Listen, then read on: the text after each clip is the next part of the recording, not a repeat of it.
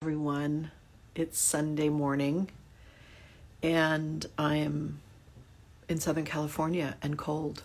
It's ridiculous, right? There's like this chill in the air. In fact, I'm going to grab my blanket. Hold on. So I just wanted to talk a little bit about the solstice that's coming up. The solstice is on Saturday, next Saturday, the 21st. It's the winter solstice. Shocking. And what is that? What is solstice? Solstice actually means sun stands still. Isn't that interesting? Because from our point of view on Earth, that's what it looks like. Wherever it is rising and setting in your horizon right now, have you ever noticed that on the summer solstice, it's in a very different place when it does that? So what happens is wherever it is in your purview on your horizon, it's been moving that way for the last 6 months, and then it's going to stop, and then it's going to move back to the other place. So that's why it's sun stands still. And I just love that. I love that. It's the thing that makes me, I was just writing about this the other day, about the thing, solstice and equinoxes make me feel like I'm a member of the solar system. You know what I mean? It's like, oh, there's big hurling planets that create these interesting things in the sky, but we're just hurling around the sun. I think it's an important perspective to be able to sit into when the day-to-day world wants to just pull you down into it. It's important to have that big, wide view. So that's why I do a solstice ceremony and equinox ceremonies too. But I do a big solstice ceremony every winter and have for years and years invited people into this very space I'm sitting in. Friends, used to be some clients also. This used to be where I taught. And then we got the internet. I mean, we've had the internet for a while, but then we really got the internet, right? So it's an important time, I feel, to honor this darkness, this stillness, this time of the year where mythologically through indigenous cultures and all of our ancient stories about it is a time of renewal. It's a time of the light coming back. Right? We've been going dark and then the light comes back. A lot of good mythopoetic themes happen for this. And this is important because this really affects our human psyche. And that's something we need to know about, how it affects our human psyche. So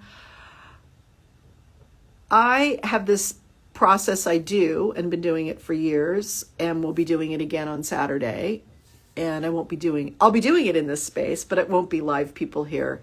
It'll be people like you who are on the internet through my Humans on the Verge community and the events called Gathering the Gifts. And that thing's in my link tree. If you would like to join us, I would love to have you. But what I wanted to talk about here today is if you can't join us or it's not your thing or whatever, I do want to invite you to take a moment on Saturday or over the next weekend or the next few weeks actually to really think about the year, because that's what we're doing in our process. I have this event, like I said, Gather the Gifts, and it really is about gathering the gifts of the year, letting them settle into your heart and your mind, pulling all the things that you forgot you did, like looking through your photos, looking through your calendar, just all the ways, looking at your Facebook feed, like whatever it is, your Instagram thing, whatever. Social media is great for that. But really letting yourself take it in. What all the, oh my God. Oh yeah. Oh that. Oh, I did. Oh, right. I went there and oh, that person and that. And so all of the joys and all of the wins and all of that. And then also oh, that's right. Oh, that happened. That difficulty, that moment, that loss, that thing that broke, that thing that fell apart, that thing that never got momentum. Remember at the beginning of the year, maybe you were like, yes, and then it just never happened this year. So we sit with that too. And we talk a little bit about the solstice and things like that in the event. But what you can do for yourself is to just do a little moment, a little ceremony for yourself, like we do together in our community, to honor these things, to gather them into your heart. You know, life moves so quickly. Everything rushes so much these days. We don't have the time, or we don't take the time to really let things land inside of us, to really live into what we're living. We just kind of go over the surface. That's what daily practices are about, whether it's meditating or journaling, taking a moment at the end of the day to be grateful for things. It's what prayer is actually about. Ritual of any kind. It's about letting ourselves actually be alive in the moment with our lives as they move on, as they happen, and as they happened. Now, of course, we know that the coming of the new year has some anxiety attached to it. We're moving from one administration to another in our cultural, political world. And for half the country, that feels impossible and terrifying. And for the other half of the country, or some part of it, it feels exciting. And there's a bunch of people kind of in the middle that are like, well, let's just see. But no matter what, there's a big change coming. And that is an important part of our life, that political part, that certainly the part that governs so much of our lives. And yet what I really want to say to you is, and one of the things we'll be talking about on Saturday, is that there is a different way we get to walk through this next year. We're already doing it by using more self-care, probably connecting less to media in some ways. We all know how chaotic things were the last time this person was president.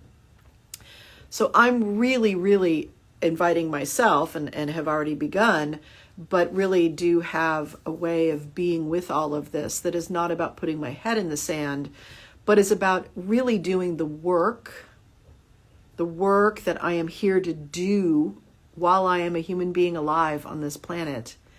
And I can't let this kind of existential anxiety stop me or slow me down. It doesn't mean it doesn't affect me, but we are here to do things.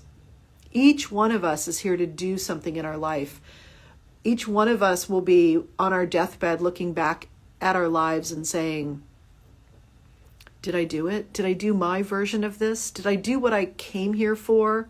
You know, whether you're atheist or agnostic or believe in purpose or meaning or whatever it is, whatever your thing is, there's something some way you wanted to be as you lived this life, and possibly some things that you wanted to make sure that you participated in or made happen or were a part of.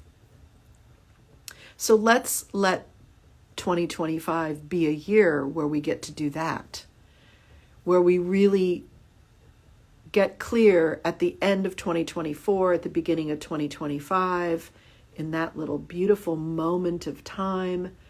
What are we about? What are we committed to? What level of perspective, mindset, this thing? Who's driving the bus of our mind, of our perspective, of how we look at the world? Let's get clear on that, and let's get clear on the work we are here to do, the work that is our soul work. And what courage do you need in order to do that? Because that's what it's about, is having the courage to step into that. So gathering the gifts this next few weeks for you will help you with that. Trust me. It'll help you release some things. It'll help you take in some things. It'll help you give you perspective. And like I said, I would love to meet you, to see your face on my Zoom call, to host you, to have you come into my community for a day or a month or a year, to spend time with myself, the other teachers and coaches in my space, the amazing people who are in my community already, who bring so much heart and soul and courage and raw vulnerability to their lives. We're all just trying to figure this shit out. We're all trying to find a little bit of courage to do our creative work, to do our soul work in the world, to do all the work that we're here to do. And so I would love to have you join us. So if that's something you're interested in, please go to the bio here of my account and check out the Gather the Gifts. It's $35 for the day. It's a 4-hour event. You'll get lots out of it. And we'd love to see you. So that's it. Thank you for watching this. Thank you for those of you who are live here sitting with me. I appreciate your attention and your time. I know it feels like we don't have a lot of it this time of year. So let's carve out 4 hours together and let's be in community together, because we will be able to do everything we need to do next year with the support of our own hearts, our own souls, and community around us. All right. Thank you.